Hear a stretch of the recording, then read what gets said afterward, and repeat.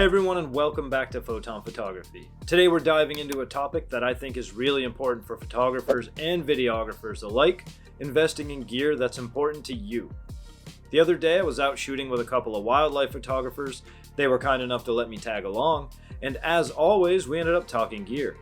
Specifically the Canon RF 100 to 500mm f4.5 to 7.1 L lens.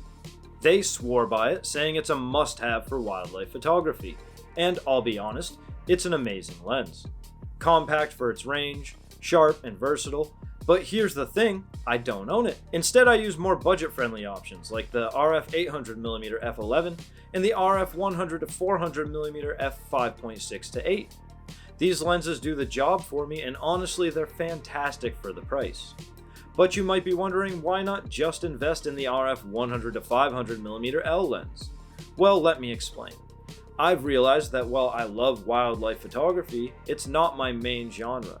Sure, it's something I enjoy doing, and a lot of you who follow this channel are into wildlife photography, and that's awesome.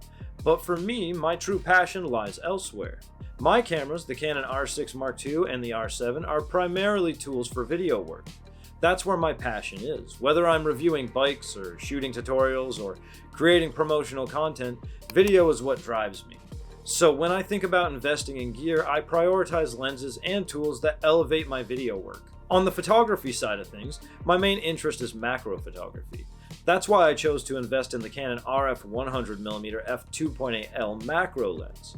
It's my go-to for capturing the tiny details of the world, something I'm truly passionate about. For me, this lens made more sense than the 100 to 500mm because it aligns with what I love to do.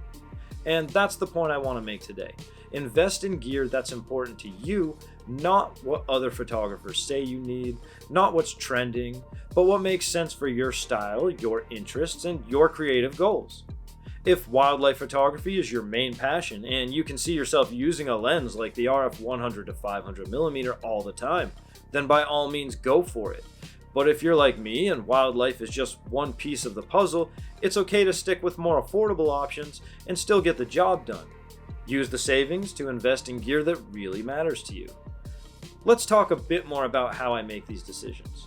It's not just about cost, it's about utility. When I bought the RF 800mm f11, I knew it wasn't the fastest lens and its aperture might be limiting in lower light. But for the kind of wildlife shots that I take, especially during daylight hours, it's more than sufficient. And it's lightweight enough for me to carry on long hikes, which is a big deal.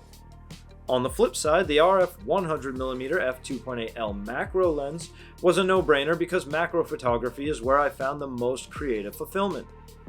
The ability to shoot at 1.4 times magnification and control depth of field so precisely has opened up a whole new world to me.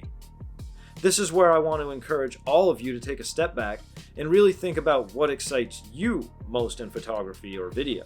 Is it capturing grand landscapes, documenting wildlife in action, or maybe it's diving deep into the tiniest details like me?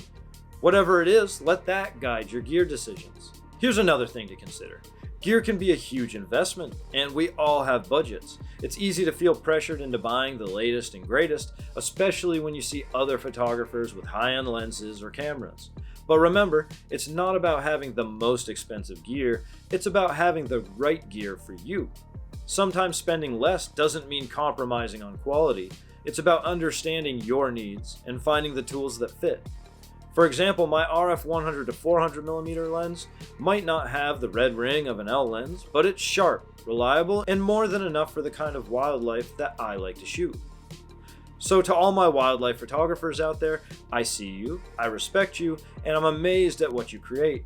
And to everyone watching, I hope this video inspires you to think critically about your own gear investments. Whether it's for wildlife, macro, video, or any other genre, make choices that reflect your passions. Thanks for watching, and I'll see you in the next episode. Happy shooting.